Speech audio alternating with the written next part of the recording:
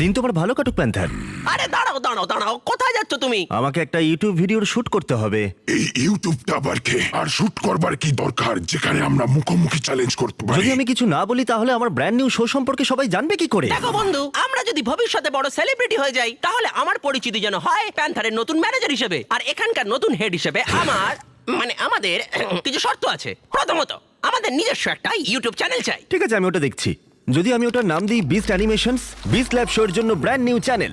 দারুণ। এছাড়া প্যান্থার আর আমাকে যেন প্রতিটা শুটে মেকআপ দেওয়া হয়। ঠিক আছে, ভালো, চলে এসো।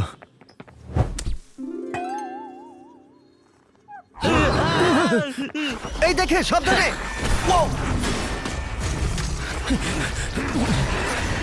জিমি, আমরা এটা সামলে নিচ্ছি। আমি আমার লোকদের দিয়ে তোমার লোকদের ডাকছি। হ্যাঁ, ঠিক আছে।